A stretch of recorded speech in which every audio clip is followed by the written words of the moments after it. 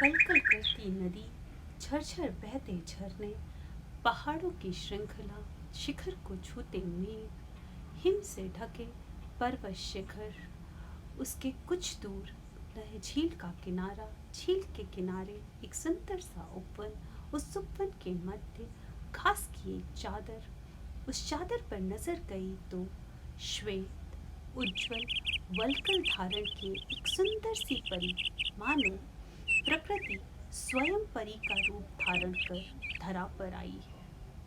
जैसे जैसे मैं उसके पास जा रही थी, वैसे वैसे उसका आकर्षण मुझे उसकी ओर आकृष्ट कर रहा था। मैंने उसके पास जाकर पूछा, कौन हो तुम, कहाँ से आई हो? उसने मेरी तरफ मुड़कर देखा। बहुत प्रश्न करती हो तुम। वैसे मेरे पास तुम्हारे हर प्रश्न का उत्तर है। जानना नहीं चाहोगी क्यों? क्योंकि तुम्हारे प्रश्न भी मैं हूँ, उनके उत्तर भी मैं हूँ। तुम्हारे शब्द भी मैं हूँ, उनके अर्थ भी मैं हूँ। तुम्हारे स्वर भी मैं हूँ, तुम्हारे व्यंजन भी मैं हूँ। क्योंकि मैं तुम हूँ, तुम मैं हूँ। तुम्हारी हर श्वास, हर विचार, हर ख्वाब मैं हूँ। तुम्हारा आदि और अंत मैं हूँ। तुम्हारी रात और दिन मैं हूँ। तुम्हारे गीत मैं हूँ, तुम्हारे स्वर भी मैं हूँ। क्योंकि मैं तुम हूँ और तुम मैं हो। तुम्हारा मन मैं हूँ, उसके विचार भी मैं हूँ।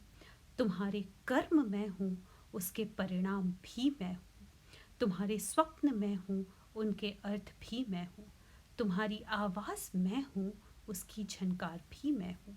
तुम्हारी खामोशी मैं हूँ, उसका कारण भी मैं हूँ। तुम्हारे दुख मुझसे है, तुम्हारी खुशी भी मुझसे है। तुम्हारे आंसू मेरे हैं, उसका दर्द भी मेरा है। तुमसे पहले मैं थी, तुम्हारे बाद भी मैं हूँ। क्योंकि मैं तुम हूँ और तुम मैं हूँ। आज मैं उज्जवल हूँ क्योंकि तुम्हारा मन उज्जवल है। तुम्हारे विचार पवित्र हैं। तुम्हारी सोच अच्छी है। मैं कहीं से आई नहीं हूँ। मैं तो सदा तुम्हारे पास हूँ।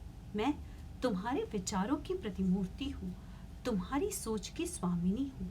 मैं तुम्हारे हर प्रश्न का उत्तर हूँ। कौन हूँ मैं? मैं तुम्हारा ही अक्स, तुम्हारी ही परछाई, तुम्हारा ही प्रतिबिंब हूँ। मैं सदा तुम्हारे साथ तुम्हारी आत्मा हूँ।